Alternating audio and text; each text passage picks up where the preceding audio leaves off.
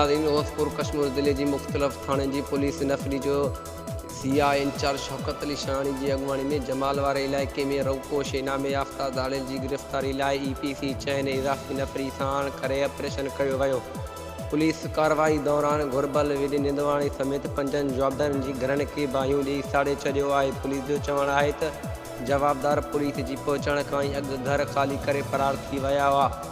ॿई पासे ऑपरेशन जी अॻुवाणी कंदड़ सिया इंचार्ज शौकत अली शाणी राब्तो करण ते ॿुधायो आहे त जमाल वारे इलाइक़े में इनामे याफ़्ता दाड़ियनि जी मौजूदगी वारे इतला ते कार्रवाई कईसीं, पर जवाबदार फरार थियण में कामयाब थी विया आहिनि, जॾहिं त ॾोहारनि जी कुझु घरनि खे साड़े छॾियो आहे। पुलिस जो इहो ई बि चवणु हो त असांजो जमाल वारे इलाइक़े में ॾोहारनि जी गिरफ़्तारी ताईं ऑपरेशन जारी रहंदो। हर वक़्तु आगाह करणु ॾिसंदा रहो KBK वेब न्यूज़।